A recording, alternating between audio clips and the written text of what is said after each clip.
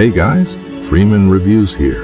I just picked up a copy of something quite intriguing, a little volume called Batman Hush, written by Jeff Loeb, penciled by Jim Lee, inked by Scott Williams, and colored by Alex Sinclair. Now this is interesting, because you see, this clearly feels like DC's way of sneaking into a place where they don't typically belong, the manga section. You notice the size. Almost like a manga, just a tad bigger. The price, similar too. That's smart. It's the kind of pricing you don't mind when you're curious. And so here we are. Now, make sure to subscribe, hit that bell button, and call your mom. My goal is to get sponsored one day to get free manga. Before you criticize, would you really rather hear my real voice? Think about it. Virginity shield activate. I used to read Batman comics as a boy. Loved them back then, but as I grew older, I stopped. Not because I stopped liking Batman. No, it was the stories. They just didn't hit the same. Felt a little flat, monotone even. The way they're written, it's as if the action already happened by the time you see it. Whereas manga, that's different. It flows better, feels more like you're watching a movie. The influence of Tezuka is still felt in modern manga. I watch most of the animated DC movies, but haven't seen this one, which came out in 2019, so the story is new to me. But back to Batman Hush. Let's talk about the art. Now, Jim Lee, that man knows how to draw. His work, combined with Alex Sinclair's coloring, outstanding. And the pages, well, they aren't glossy. No sir, they're matte. And I like that. Too much gloss, and you'll be squinting to figure out what's going on in those colorful pages.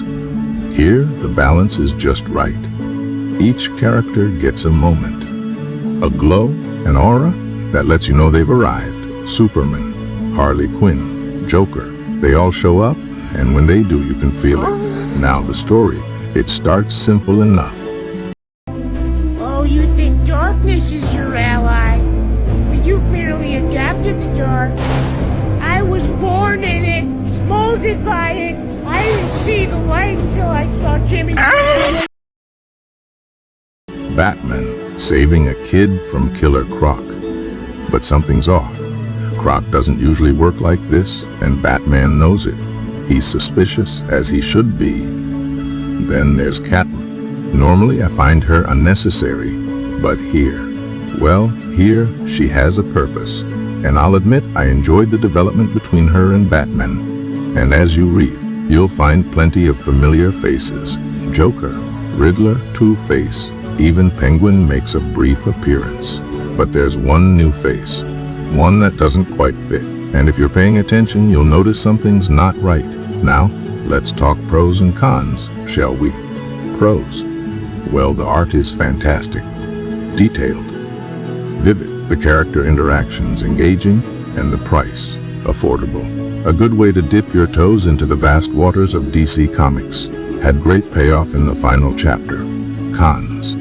Well, the dialogue, it's too small. Now, I've got 20/20 vision, but even I found myself squinting at times. Maybe because it was shrunk from the original comic size. Also, sometimes, important bits of information are too close to the seams. You find yourself bending the book just to see what's going on. And although I liked it, I did find the dialogue a little clunky at times, which is something I find of most American comics. But despite those little issues, I'd recommend it. Yes, sir, it's a good read, entertaining enough that I finished it in one sitting. And a great payoff at the end. If you've ever been curious about Batman or DC Comics, this is a fine place to start. Now go get a life. Freeman out.